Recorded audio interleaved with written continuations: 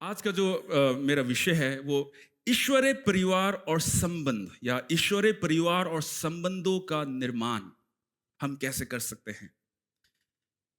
जब मैं प्रार्थना में था और मैं हमेशा से ये कोशिश करता हूँ कि वचन में जब मैं अध्ययन करता हूँ हफ्ते भर या महीने भर, तो मैं हमेशा कोशिश करता हूँ अधिकतर कि मैं प्रार्थना में अपने समय को व्यतीत करूँ और उपवास करूँ। क्योंकि यहाँ पे जब आप खड़े होते हो आपके लिए एक नॉर्मल होगा, बट जब आप यहाँ पे खड़े होंगे इस पुलपिट में, तो एक एक आत्मिक लड़ाई है ये। एक आत्मिक लड़ाई है। आप देखोगे आप खुद के जीवन में जब आपको परमेश्वर और जिम्मेवारी देगा, तो ये आत्मिक लड़ाई है। इसलिए मैं हमेशा से विश्वास करता हूँ कि मैं इसको ऐसा ही आसानी से ना लूँ, बल्कि मैं प्रार्थना के साथ, क्योंकि जो भी मैं शब्द बोल रहा हूँ अपने जुबान से, वो मैं मेरी ओर से नहीं बल्कि वो परमेश्वर की ओर से, बल्कि वो परमेश्वर की आत्मा की ओर से। आमेन, हालेलुया। मैं विश्वास करता हूँ कि आप सबको, हम सबको आज परमेश्वर के वचन हमें आशीष देगा और छुएगा। तो ये मैं बहुत जब मैं अध्ययन कर रहा था इस वचन के ऊपर, तो मैं मत्ती रचित सुसमाचार हम निकालेंगे। मत्ती रचित सुसमाचार 7 अध्याय 24 और 25 से मैं बहुत प्रभावित हुआ, और वहां से उस वचन के द्वारा मुझे एक 4 बिंदु, 4 पॉइंट जो मिले हैं, जो आज हम सीखने जा रहे हैं, मैं बताना चाहूंगा। परमेश्वर के वचन पर आधार, और दूसरा बिंदु जो है संबंधों में प्रेम और सम्मान, और तीसरा बिंदु जो है बच्चों का पालन पोषण और अनुशासन, चौथा बिंदु परिवार में एकता, शांति और सेवा। इन 4 बातों के ऊपर हम आज अध्ययन करेंगे, और मैं विश्वास करता हूं कि एक एक जन आज हम प्रभु प्रभु की आत्मा हम सबको बातें करेगी। एक बहुत ही अच्छा लगता है कि कहानी से शुरू करें, तो मैं एक छोटा सा कहानी आपके सामने रखना चाहूंगा। एक 2 भाई की कहानी है। एक शायद आपको हंसा सकती है ना? तो हम ध्यान से सुने इसको। एक बार की बात है कि 2 भाई थे, और दोनों जो है तकरीबन 9 और 10 साल के थे, और हमेशा हमेशा से वो मुसीबत में पड़ते थे, है ना? और जब भी कुछ गड़बड़ होता था पड़ोस में या उनके घर में या कहीं कहीं भी, वो चर्च में भी जाते थे, कुछ भी गड़बड़ होता था तो उन्हें दोषी माना जाता था। उनके पर दोष लगता था कि ये दोनों भाई है, इन्होंने ही किया होगा, इन्होंने ही तोड़ा होगा, है ना? तो उनके माता पिता भी तंग आ गए, अगर मेरे बेटी के ऊपर हमेशा बोले कि एलिशा ने ही तोड़ा है उसको, पता है ना? हर बार मैं अपने बेटी के लिए ऐसे सुनूंगा, तो मैं भी शायद अपने वाइफ को कहूंगी कि प्रार्थना कराना जरूरी, इसको हम पादरी साहब के पास ले जाते हैं, इसकी प्रार्थना करवाते हैं, है ना?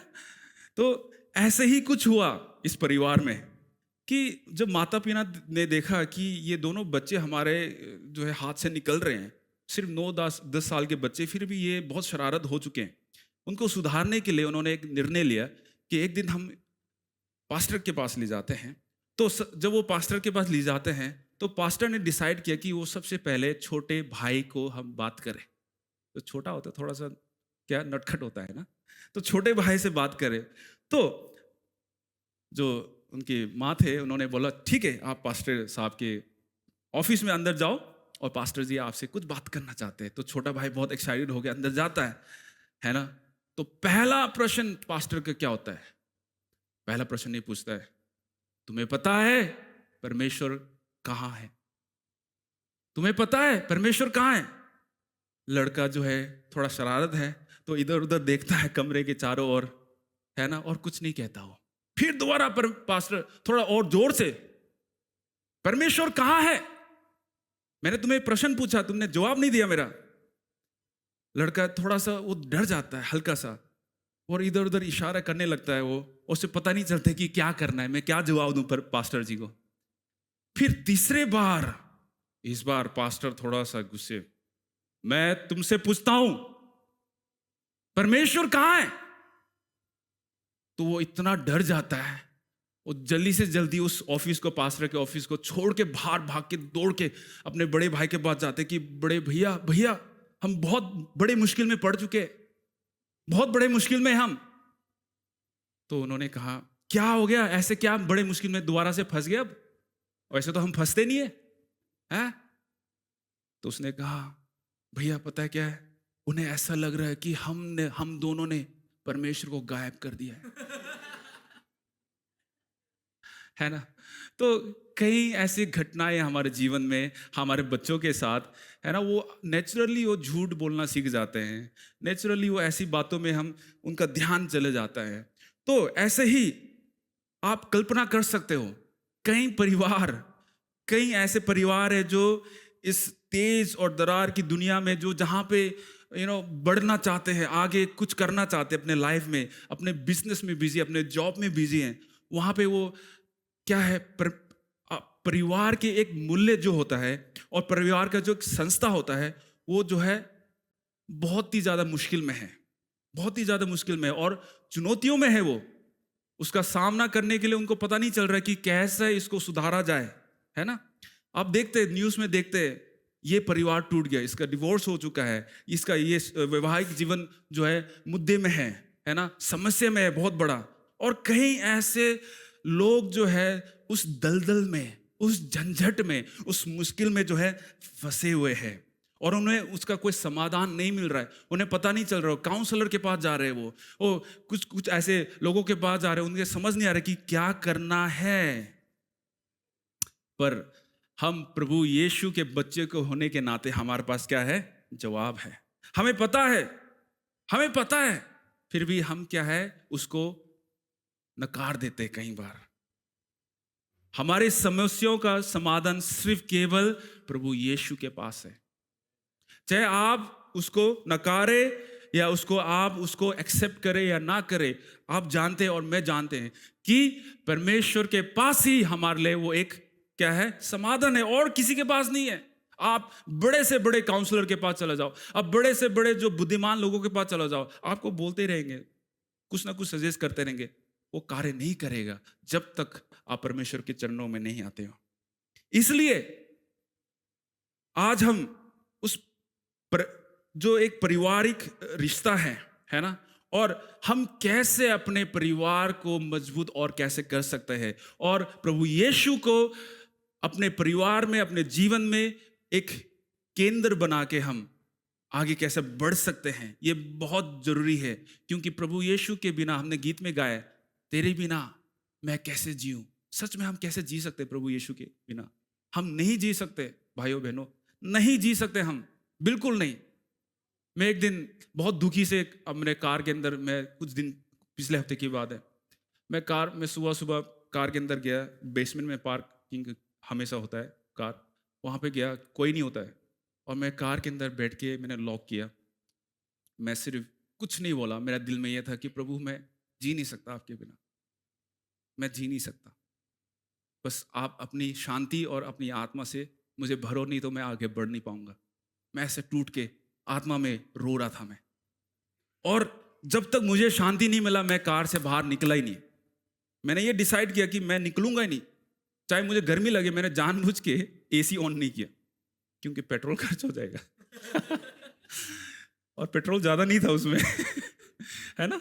तो परमेश्वर कितना वफादार है, उसने मुझे उस समय शांति से भरा और एक आशा, नई आशा दी। हालेलुया।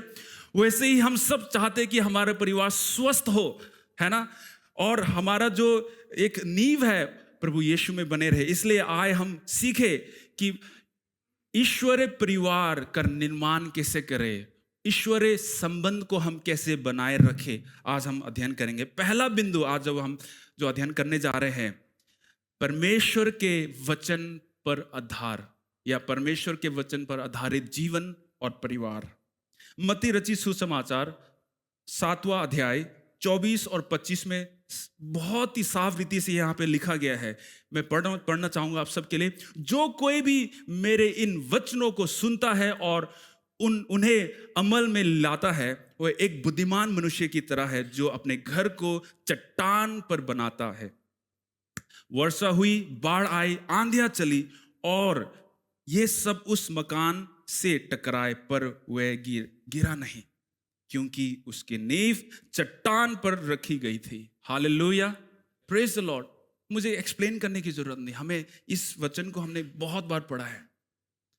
आज आप और मैं इस प्रश्न से, ये प्रश्न पूछे हम अपने आप से कि मेरा नींव कहाँ है, कौन है? क्या आपका जो नींव है, जीवन का नींव है, आप खुद हो या आपके परिवार है या प्रभु यीशु है ना? तो आपको जवाब मिल जाएगा, आपको वही जवाब मिल जाएगा, आपको पता चल जाएगा कि आपका नींव वो मजबूत है या नहीं, है ना? मजबूत नींव को बनाने के लिए हम कैसे करें, किस प्रकार से हम उसको बनाए रख सकते हैं? चाहे अपने जीवन में कोई भी ऐसे मुश्किल हालातें आए या तूफान आ जाए या हमें ऐसे बहुत बड़ा मुश्किल हालातों का सामना करना पड़े, अगर आपका जो नींव है ना वो पक्का है प्रभु यीशु में और प्रभु यीशु ही आपके नींव है, तो आपको कोई भी तूफान या मुश्किल हालतें, कोई भी परिस्थिति आपको हिला नहीं सकती। हालेलुया! क्योंकि परमेश्वर वो चट्टान है, उस चट्टान में आप वो क्या है, आपने अपना घर को बनाया है। Hallelujah, hallelujah. और कैसे और मजबूत कर सकते हैं इस नींव को? परमेश्वर के वचन के द्वारा, है ना? जब आप और मैं परमेश्वर के वचन को हर दिन अध्ययन करते हैं और उसको अपने जीवन में होते हुए देखना चाहते हैं और प्रार्थना में लगे रहते हैं, तब वो नींव जो है बहुत ही मजबूत हो जाती है। क्या इस बिल्डिंग के हम नींव को देख सकते हैं? नहीं देख सकते, बिल्कुल नहीं देख सकते। नींव जो है अदृश्य होता है। जो लोग, जिन्होंने, मिस्त्री ने जो बनाया है, उन्होंने देखा है सिर्फ, उन्हें पता है कि कितना गहरा नींव है, यहाँ पे कितने ईंट और पत्थर लगाए गए हैं, है ना? उसी प्रकार हम अपने जीवन के नींव को लिटरली हमारी आंखों से नहीं देख सकते हैं, पर हम उसको महसूस कर सकते हैं, उसको हम क्या है, पहचान सकते हैं। और हमें पता है, वचन के द्वारा हमें सिखा गया है कि मजबूत नींव को बनाने के लिए हमें क्या चाहिए? सिर्फ परमेश्वर का वचन के द्वारा ही बन सकता है, और परमेश्वर का वचन और प्रभु यीशु। देखो, कहीं ऐसा, फॉर एग्जाम्पल, ये बिल्डिंग का जो नींव है इतना स्ट्रांग नहीं है और ऊपर से बहुत सुंदर ही है, बहुत ही सुंदर है, पर जब कोई ऐसा अर्थक्वेक या भूचाल आएगा या कोई ऐसा आंधी तूफान आएगा, तो ये इसका नींव क्योंकि पक्का नहीं था, आप सुबह कल न्यूज में ऐसा आ जाएगा कि ये लाइब्रेरी जो ऊपर बना था वो पूरा टूट के गिर चुका है। क्यों? क्योंकि उसका नींव जो है पक्का नहीं था। इसलिए आपको और मेरे को, मुझे इस पर ध्यान देना जरूरी है कि आपका नींव कौन है। ये जरूरत नहीं है कि बाहर से आप बहुत सुंदर हो, पर अंदर से आप सुंदर होना चाहिए। पहले अंदर से आपका जीवन पक्का होना चाहिए, तो कोई भी कैसे भी सिचुएशन आए, कैसे भी परिस्थिति आए, आप टूट नहीं सकते हो। आमेन, हालेलुया। क्यों आज कहीं ऐसे परिवार है जो संघर्ष कर रहे हैं, जो मुश्किल हालातों से गुजर रहे हैं, टूट रहे हैं? क्यों? इसलिए क्योंकि उनका आधार प्रभु यीशु में नहीं है, क्योंकि उनका जो नींव है वो मजबूत नहीं है, उस चट्टान में नहीं बनाया गया है। क्या आप मेरे साथ हो? हालेलुया। इसलिए एक मजबूत परिवार का कुंजी क्या है? परमेश्वर और उसके वचन। जब आप परमेश्वर और उसके वचन को पहला स्थान देते हो अपने जीवन में, तो आपका जीवन जो है सबसे मजबूत होता है। आमेन, हालेलुया, हालेलुया। हम देखते हैं कि हमने कहीं ऐसे हर दिन सुनते हैं, इसका तलाक हो गया, इसका तलाक हो गया, और ऐसे रिसर्च हुआ कि 3 शादियों में से एक शादी हमेशा जो है टूटता है। हर बार जब भी 3 शादियां होती है, उनमें से एक शादी टूटता ही टूटता है। पर एक बहुत हैरान करने वाली बात है, हार्वर्ड यूनिवर्सिटी के द्वारा जब उन्होंने अध्ययन किया और इसका खोज किया, तो देखा कि जितने भी शादियां परमेश्वर के या गिरजा घर में जो शादियां जो कंडक्ट होते हैं, है ना, जो सेरेमनी या जो शादियां पढ़ी जाती है ना, जो लोग गिरजा घर में शादी करते हैं, है ना, वो 50 में से सिर्फ एक शादी टूटती है। देखो, आमेन, हालेलुया। मतलब उनका जो नींव है बहुत ही मजबूत था और है, इसलिए वो टूटते नहीं है। आमेन, हालेलुया, प्रेज द लॉर्ड। इसलिए हम सबको ये जरूरी है कि आप अपने परिवार को, अपने आप को प्रभु यीशु में जो है मजबूत करें, और प्रभु यीशु ही आपका केंद्र बिंदु होना चाहिए। आमेन, हालेलुया। कोई भी कार्य से पहले, कोई भी कुछ करने से पहले आप परमेश्वर को पहला स्थान दें।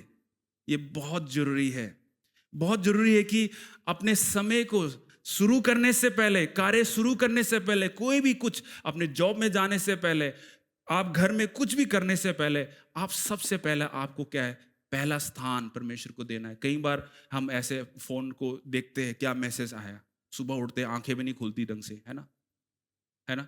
और कई बार हमें कुछ ऐसे ध्यान आता है कि एकदम से हम वॉशरूम में चले जाते, एकदम से बाहर चले जाते। क्या पहला मूवमेंट, पहला चीज आप क्या करते हो सुबह उठते ही, वो बताती है कि आप कहाँ पे हो, आपका नींव कितना कितना मजबूत है, वो वहीं पे हमें बता देती है। इसलिए हम अपने परिवार पर एक सही निवेश करें कि जो है अपने बच्चों को, अपने आप को ऐसे ऐसे करके दिखाए कि हम परमेश्वर को पहला स्थान दे, उसको आराधना करें।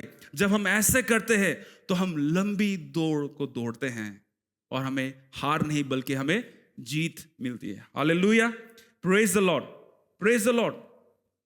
इसलिए हम, जब आप और मैं परमेश्वर को पहला स्थान देते हैं तो उसका क्या फायदा है ना। हम सब अगर बिजनेस में है तो हम प्रॉफिट को देखते हैं कि प्रॉफिट क्या होना चाहिए। मैं इससे 1 घंटे, जोनाथन से मैं 1 घंटा टाइम स्पेंड कर रहा हूँ तो मेरा क्या प्रॉफिट है।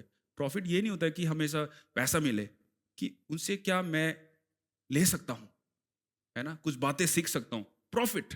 तो क्या जब आप सही, क्या ऐसा निवेश करना चाहिए परमेश्वर के वचन पर, परमेश्वर को प्रथम स्थान जब देकर, जब आप और मैं परमेश्वर को सब कुछ सौंप देते हैं तो परमेश्वर जो है अपने हाथों में सब कुछ ले लेता है और परमेश्वर से कहता है कि परेशान नहीं होना, मैं आपको संभालूंगा, आपके परिवार को।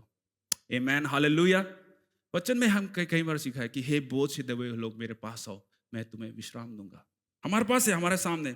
आए हम नूह के परिवार से देखें जल्दी से जल्दी।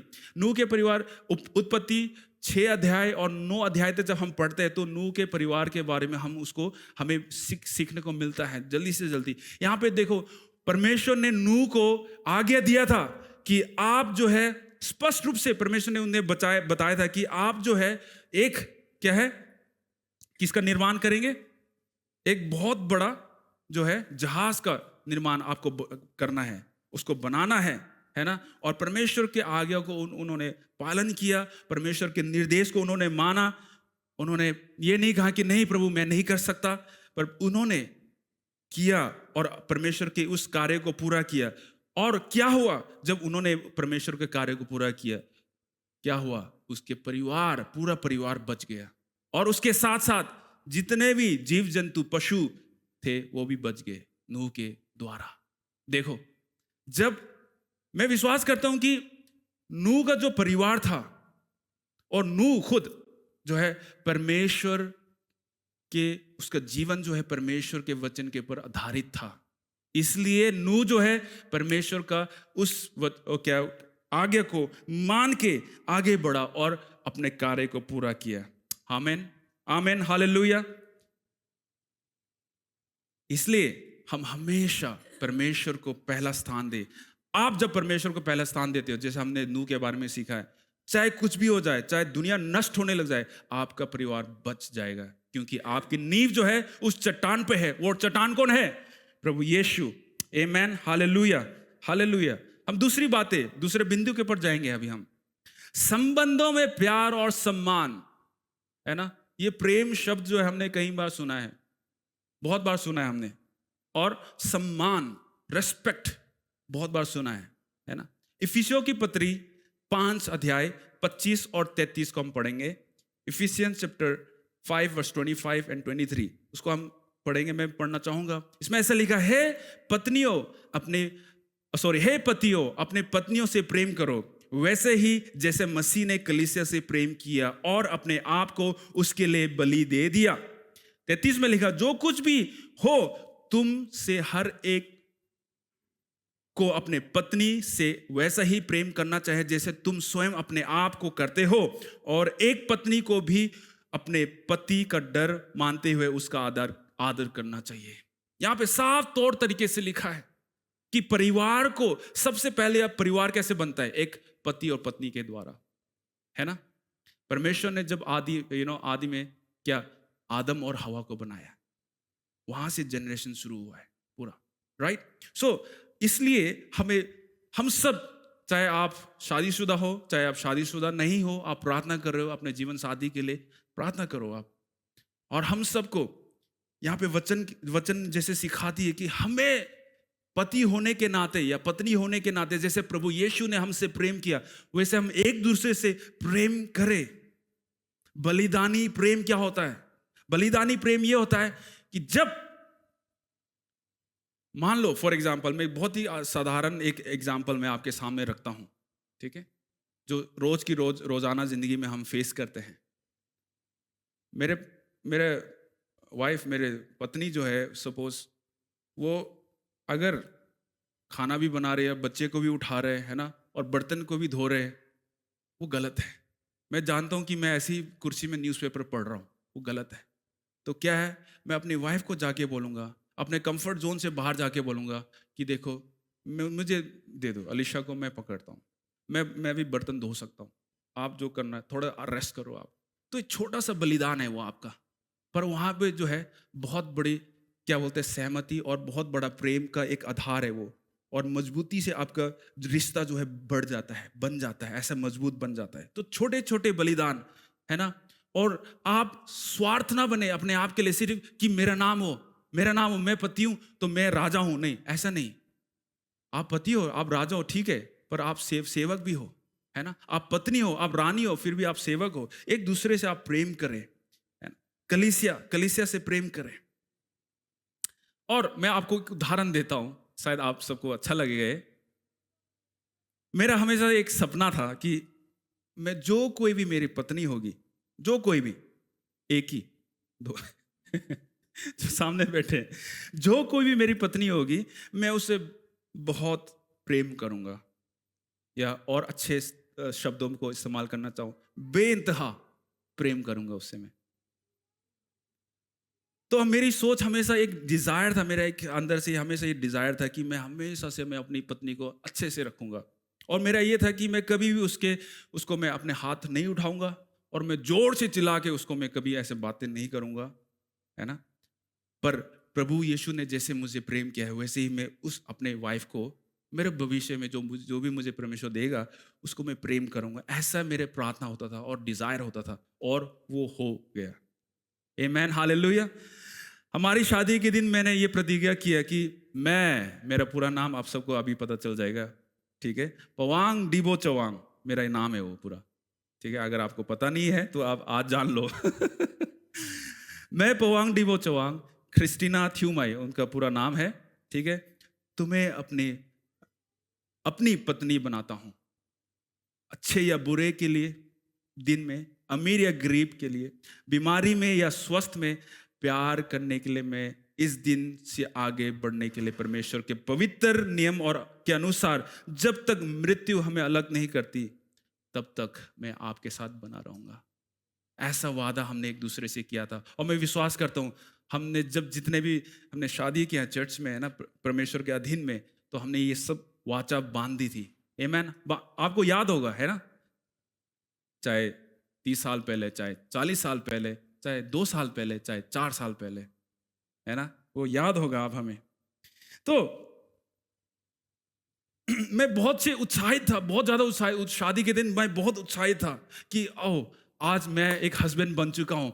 आई एम सो एक्साइटेड, मैं बहुत, और मेरे को इतना सुंदर पत्नी मिला है मुझे और मैं चाहता था कि बस मैं कैसे पहला दिन से अभी से मैं कैसे जीवन भर इस मेरे वाइफ के साथ मैं कैसे मैं गुजारूंगा, ऐसा कर मैं इतना एक्साइटेड था, है ना।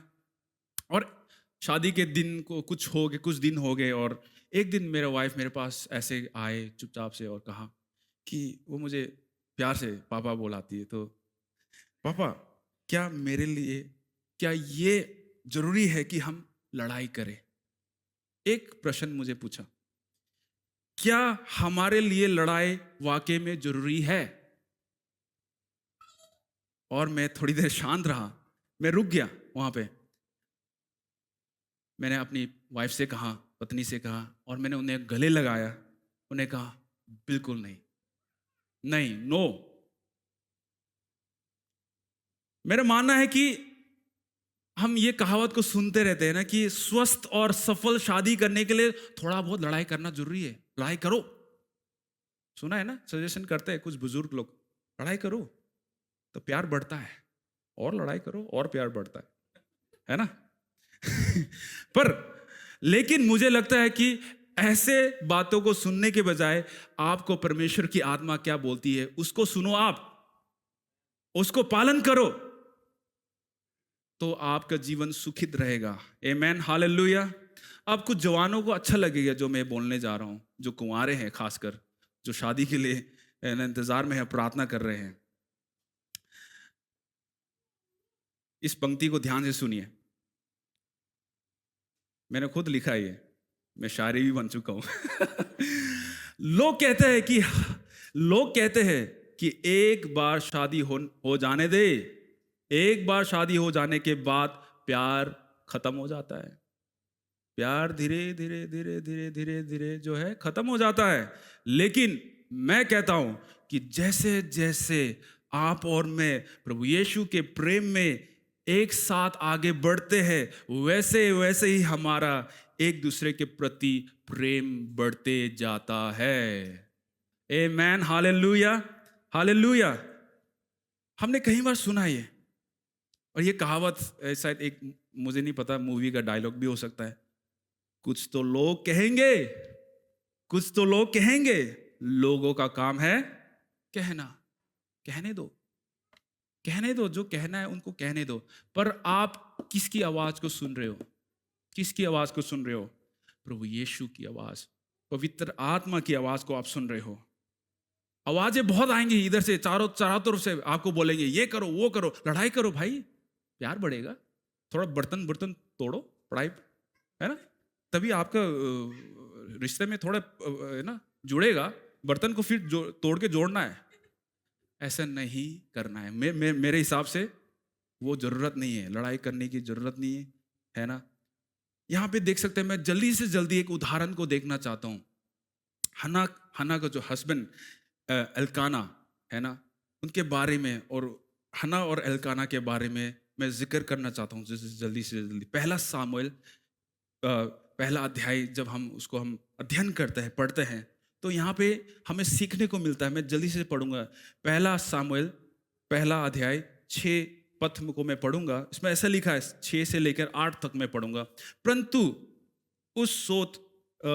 उसकी सोच इस कारण से कि यहोवा ने उसकी कोख बंद कर दी थी, उससे अत्यंत चिढ़ा कर कुड़ाती रहती थी, और वह तो प्रति वर्ष ऐसा ही करता था।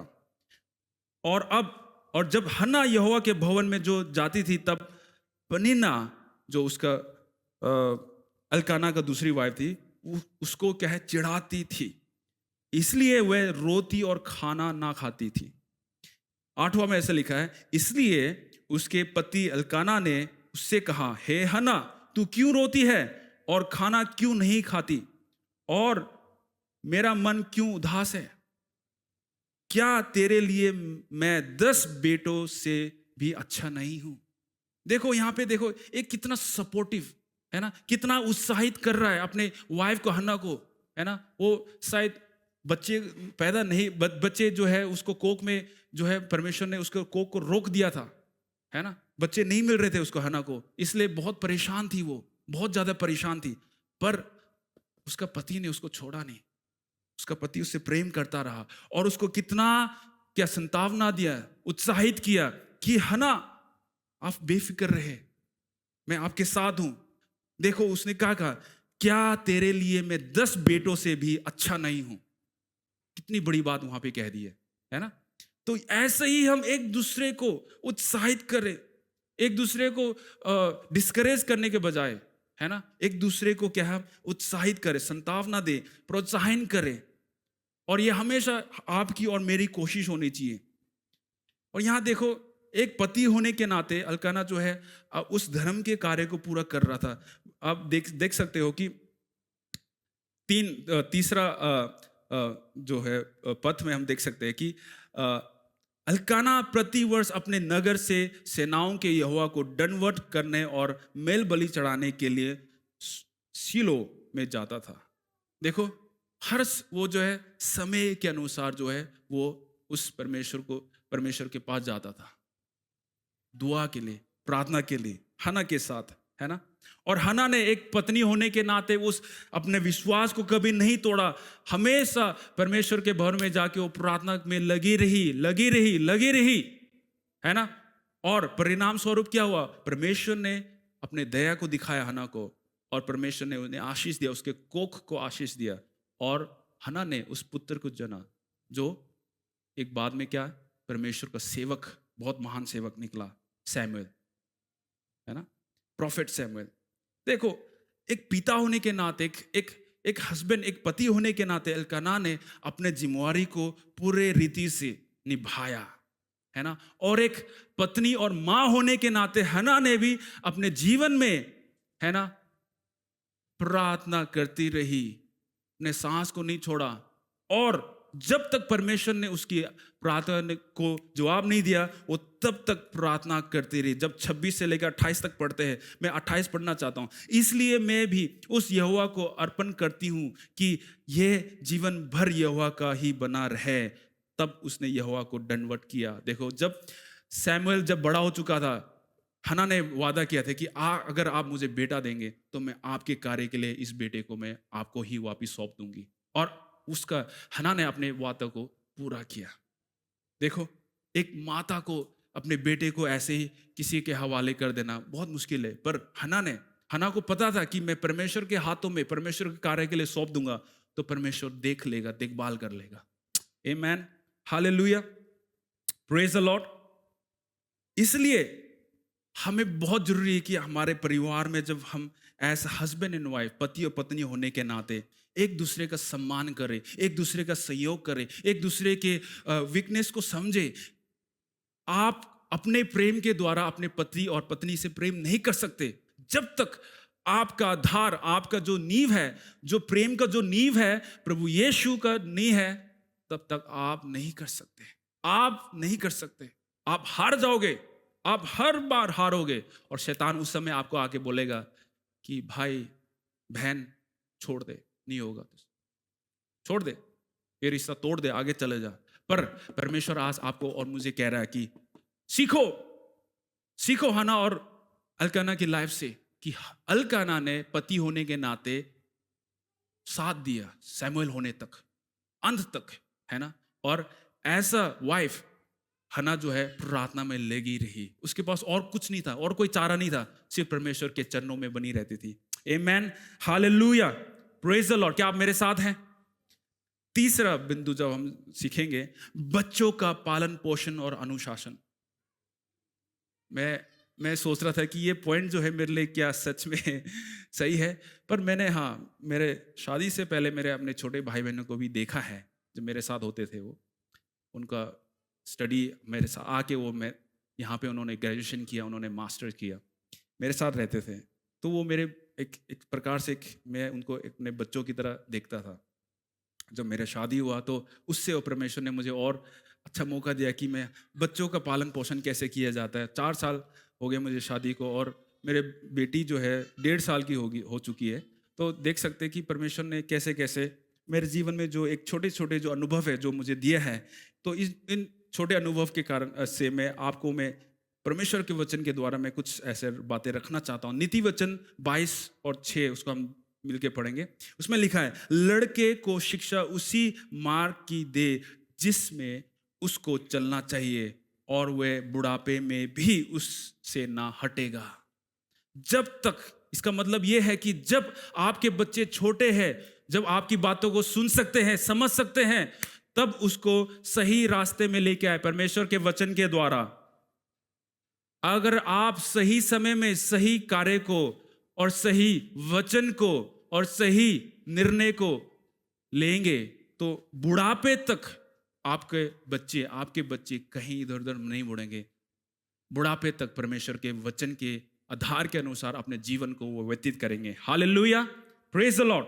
इफिसियों की पत्री 6 और 4 में लिखा है, और है बच्चे वालों अपने बच्चे को रिस मतलब गुस्सा ना दिलाओ, परंतु प्रभु की शिक्षा और चेतावनी देते हुए उनका पालन पोषण करो। आप अपने बच्चों को धमकाओ मत कि आप ये नहीं करोगे तो मैं रोटी खाने नहीं दूंगा, है ना। ऐसे नहीं करना है। वो छोटे छोटे उनका बिल्डअप हो जाता है। अगर आप ये नहीं करोगे, वो नहीं, ऐसे पर आप परमेश्वर के आधार के अनुसार उनको चुनौती दो, उनको ये बोलो कि देखो आप गलत कर रहे हो, परमेश्वर के वचन में क्या लिखा है, उस आप ऐसे ही उदाहरण के साथ अपने बच्चों को पालन पोषण करो। जब हम आप और मैं ऐसे करते हैं तो आपके बच्चे आपके हाथ से निकल नहीं जाएंगे, बल्कि आपके साथ हमेशा वो बने रहेंगे।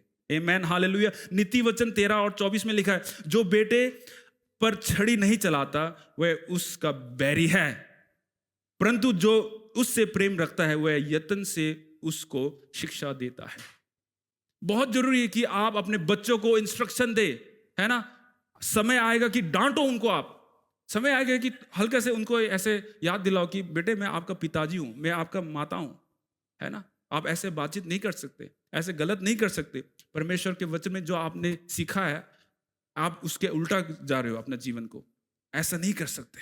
नीति वचन 19 का 18 में लिखा है, जब तक आशा है तो अपने पुत्र को ताड़ना कर, जानबूझकर उसको मारना डाल। का मतलब क्या है कि जब तक आपको पता है कि हाँ मेरे जो बच्चे हैं मैं इनको अनुशासित कर सकता हूं, उनको आप अनुशासन में लेके आए, है ना। जब वे छोटे हैं, जब वो सीख सकते हैं आपको आपके अधीन रह के, ऐसा ना हो कि वो जो है जब आप छोटे से आपने उनको इतना प्यार किया कि आपका प्यार उनके लिए एक जहर बन गया, और वो क्या है, वो प्यार जो है आप क्या है आपके अगेंस्ट चले गया, और वो जो है परमेश्वर से बहुत दूर चले गया और अपना जीवन जो है नष्ट कर रहा है वो, है ना, और वो नाशवान जीवन जी रहा है ना। तो ऐसा होने से पहले नीति वचन में लिखा है कि आप अपने बच्चों को ताड़ना दे, अनुशासन करें, उनको अनुशासित करें। जब आप और मैं ऐसे करते हैं तो आप और मैं अपने बच्चों को नष्ट होने से बचाते हैं। आमीन।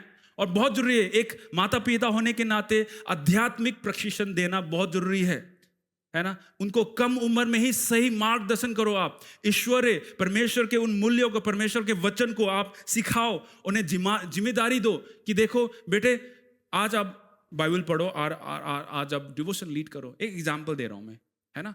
आज हमारा फास्टिंग है, आप वचन को पढ़ना यहां से। ऐसे करके हम अपने बच्चों को पालन पोषण कर सकते हैं ईश्वरीय तरीके से, है ना, ताकि वो परमेश्वर के मार्ग में चले, आगे बढ़े। देखो यहाँ पे जल्दी से जल्दी मैं एक लोइस और यूनिस के बारे में बताना चाहता हूँ। तिमोथी के दादी और जो है तिमोथियुस के मम्मी थे, है ना। उन्होंने कैसे पालन पोषण किया। दूसरा तिमोथियुस 1:5 और 3 अध्याय 14 से 17 तक जब हम पढ़ते हैं तो लुइस जो तिमोथी की दादी और यूनिस जो तिमोथी की माता थे, उन्होंने परमेश्वर के तिमोथियुस को परमेश्वर के आधार के अनुसार ऐसे मजबूत विश्वास में एक ईश्वरीय उदाहरण के द्वारा उन्होंने अपने आप को प्रस्तुत किया, है ना। और उसका क्या है, ये जो फल उन्हें मिला, है ना, उन्होंने जो देखा तिमोथी के जीवन में कि तिमोथी ने अपना जीवन परमेश्वर के सेवा के लिए लगा दिया। वो परमेश्वर के लिए कुछ भी करने को तैयार था। तिमोथियुस जो है इतना उनको उनके जीवन में इतना गहरा प्रभाव पड़ा, है ना, इतना गहरा प्रभाव पड़ा कि आप देख सकते हो जब प्रेरितों के काम के जब हम यीशु मसीह जाने के बाद, है ना, प्रेरितों के काम जब शुरू हो चुके थे तो कैसे परमेश्वर ने तिमोथियुस को इस्तेमाल किया अपने कार्य के लिए। क्यों? क्योंकि उनके जो दादी थे और उनके जो माता थे, उन्होंने ऐसा ही प्रभावित किया उनको परमेश्वर के वचन के द्वारा। सिर्फ बोलने के द्वारा नहीं, बल्कि उन्होंने जी के दिखाया कि देखो ऐसा करना है। शब्दों के द्वारा नहीं, बल्कि उन्होंने क्या है, वचन, चाल चलन, प्रेम और विश्वास और पवित्रता के द्वारा तिमोथियुस को प्रभावित किया। आमेन, हालेलुया। इसलिए ये बहुत जरूरी है कि आप और मैं अपने बच्चों को परमेश्वर के वचन के द्वारा ही ताड़ना दे, परमेश्वर के वचन के द्वारा ही उन्हें आप अनुशासन करें। जब आप और मैं ऐसे करते हैं तो वहां पे परमेश्वर का वचन जो है क्या है, बहुत ऐसे शक्ति के साथ कार्य करता है कि आपको ज्यादा जोर नहीं लगाना पड़ता है। आमेन, हालेलुया, हालेलुया। प्रतिदिन आप और मैं प्रार्थना करें। एक परिवार को जरूरी है कि डिवोशन, एक फैमिली डिवोशन रखना जरूरी है। हर दिन, चाहे आप जितने भी बिजी हो, एक माता पिता होने के नाते हमेशा से हमें ये कोशिश करना चाहिए, चाहे आपके बेटा 1 साल का हो या समझता नहीं हो, हमेशा कोशिश करो कि आप अपने बच्चे को साथ में गोदी में बिठाओ, चाहे वो इधर उधर खेल रहा हो, है ना, पर प्रार्थना करो साथ में मिलके। मैं भी, मेरे वाइफ और मैं हमेशा ही कोशिश करते कि मेरे बेटी एलिशा, हमारी बेटी एलिशा को हम खाने से पहले हाथ जबरदस्ती जोड़वाते हैं कि हाथ जोड़ो बेटे, ऐसे छोटा सा प्रार्थना करते हैं, और वो खुद अब खाने से पहले हाथ जोड़ती है, 1.5 साल की बच्ची, है ना। तो ऐसे ही हमने परमेश्वर के वचन में उन्हें उत्साहित करना है और मार्गदर्शन करना है। चौथा बिंदु जो मैं कहना चाहूंगा आज के लिए, परिवार में एकता, शांति और सेवा, ये बहुत जरूरी है। और ये जो बातें हैं, परिवार में एकता, शांति और सेवा जो है, हमारे जीवन में बहुत कम पाया जाता है। क्या आप मेरे साथ हो? कुलुस्सियों की पत्री 3 और 14 में लिखा है, और इन सब के ऊपर प्रेम को जो सिद्धता का कटिबंध से बांध लो, है ना। 15 में लिखा है, और मसीह की शांति जिसके लिए तुम एक ध्येय होकर बुलाए भी गए हो, तुम्हारे हृदय में राज्य करे और तुम धन्यवादी बने रहो। गलतियों की पत्री 5 और 13, उसमें लिखा है, हे भाइयों, तुम स्वतंत्र होने के लिए बुलाए गए हो, परंतु ऐसा ना हो कि ये स्वतंत्रता शारीरिक कामों के लिए अवसर बने, वरन प्रेम से एक दूसरे के दास बनो। हमें एक परिवार में जब हम एक साथ आगे बढ़ते हैं, है ना, तो वो प्रेम और एकता बहुत जरूरी है। अगर प्रेम और एकता नहीं है तो परिवार, ये बहुत एविडेंट है कि वो परिवार टूट जाएगा, वो परिवार बिखर जाएगा, है ना। इसलिए आप और मैं हर दिन हर समय उस प्रेम को कार्य में होते हुए देखना आप चाहते हो। अब उस शांति को, चाहे आप कोई भी परिस्थिति होके गुजर रहे हो, वो शांति, परमेश्वर की शांति, प्रभु यीशु का शांति जो वो उसने हमें दे दिया है, वो राज करे आपके दिलों में, आपके परिवार में। आमेन, हालेलुया, हालेलुया। हम देख सकते हैं बोआज और रूथ की कहानी में, ये बहुत ही सुंदर एक प्रेम कहानी है ना। बोआज और रूथ की कहानी जो है, बहुत ही सुंदर कहानी है। देखो कि कैसे बोआज ने रूथ को एक्सेप्ट किया, है ना, और रूथ कितने ईमानदारी के साथ, है ना, अपने जो है मदर इन लॉ, है ना, अपने मदर इन लॉ के साथ वो बनी रही। चाहे उसने अपने पति को खो दिया, फिर भी वो अपने मदर इन लॉ के साथ बनी रही। और जो है, रूथ ने कहा कि जहां भी आप जाओगे मैं वहीं जाऊंगी, जो आपका परमेश्वर है वो मेरा परमेश्वर है ना। उसने छोड़ा नहीं अपने मदर इन लॉ को, नाओमी को, आगे चलती रही। और देखा, जब बोआज ने देखा कि ये औरत जो है कितना सही, मतलब बहुत ही इनका जीवन जो है एक आधार, जो इनका जीवन जो है बहुत ही कितना आशीषित है वो पहले से, है ना, कितने हम्बल है ना, कितना प्रेम उनके अंदर भरा हुआ है, कितना ऐसा डेडिकेशन उन्होंने देखा। तो क्या हुआ, बोआज जो है, बोआज को देख के दया आ गया, और उनके दिल में, उनके जो है नाओमी के लिए नहीं, रूथ के लिए प्रेम बढ़ गया, और रूथ के कारण नाओमी का जीवन भी जो है बच गया। आमीन। देखो, ऐसे ही हमें आगे बढ़ना है, हमें एक दूसरे को एक नम्र होके हमने सेवा करना है ना। परिवार के सदस्य होने के नाते हमारे बीच में वो विनम्रता होना बहुत जरूरी है। हमारे अंदर घमंड आ जाता है कि मैं हूं बॉस यहाँ का।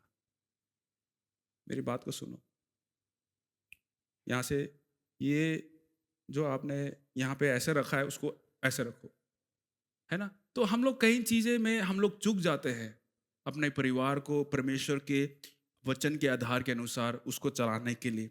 ऐसा ना करें, पर हम विनम्र होके एक दूसरे को समझें।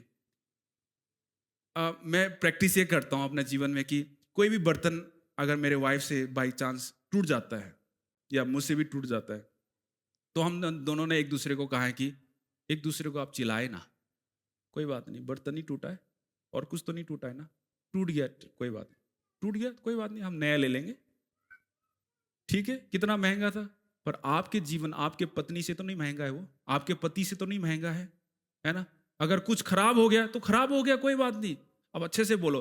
पर अगर आप वहीं पे चिल्ला के ऐसे करके आप बोलोगे तो क्या होगा, वहां पे आपका रिश्ते में आपके दरार आ जाएंगे और आपका रिश्ता जो है फिर शैतान को आप जगह दे रहे हो।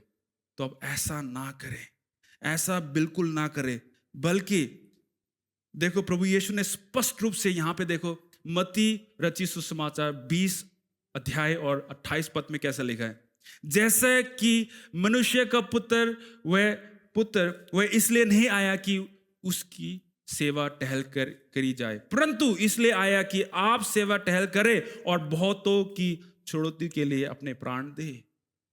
क्या नहीं लिखा है देखो, प्रभु यीशु ने अपने चेलों के पैर को धोया। क्यों धोया, है ना?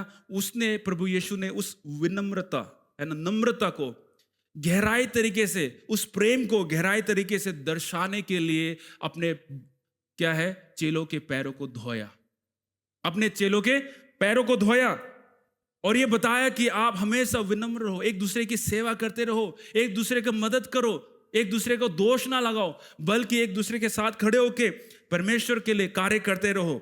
धन्यवादी में आपके अंदर हमेशा एक धन्यवादी होना, एक दूसरे के लिए धन्यवादी होना जरूरी है। उस शांति की तलाश में लगे रहो, आप संघर्ष करते रहो कि आप हमेशा आपका जो जीवन, आपका जो रिश्ता है वो परमेश्वर के वचन के ऊपर आधारित हो और आपका जो नींव है, आपका जो रिश्ते का जो नींव है वो परमेश्वर के प्रभु यीशु हो और कोई नहीं। जब आप और मैं ऐसा करते हैं तो वहां पे परमेश्वर की महिमा होती है। आपको फिर और किसी के पास दौड़ने की जरूरत नहीं है, आपको और किसी काउंसलर के पास जाने की जरूरत नहीं है, आपको गिड़गिड़ा के ऐसे अपने छाती पीट के अपने पड़ोसी को बताने की जरूरत नहीं कि मैं ऐसा हूं, मैं वैसा हूं, या मेरा परिवार में ऐसा चल रहा है।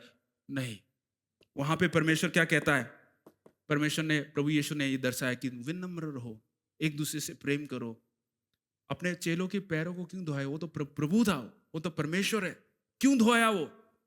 उसने ये दिखाया कि देखो ऐसे ही तरीके से, इस तरीके से एक दूसरे को आपने प्रेम करना है, एक दूसरे को माफ करना है, एक दूसरे के जब पैर गंदे होते हैं आपने धोना है, हेल्प करना है। आमेन, हालेलुया। क्या आप मेरे साथ हो?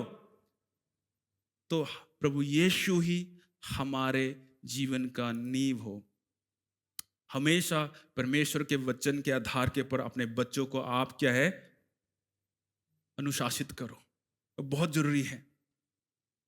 परमेश्वर के वचन आपके जीवन और आपके परिवार का नींव बने रहे और आपके रिश्ते में जो प्रेम है और जो सम्मान, उसका अभ्यास करने आप ना छोड़े, पर वो कार्य में लेके आए उसको। आप परमेश्वर के वचन के द्वारा आपका जो जीवन है एक उदाहरण दे के आप जिए, बल्कि आपके जो कार्य है वो आपके शब्दों से ज्यादा जो है क्या है, लाउड होना चाहिए, है ना? आपके कार्य में ज्यादा दिखना चाहिए कि हाँ ये जो इंसान है वो परमेश्वर के वचन के अनुसार वो अपने जीवन को चलाता है। और परिवार में एकता, शांति और सेवा बनाए रखने के लिए आपको क्या करना है और मुझे क्या करना है, हम सबको पता है।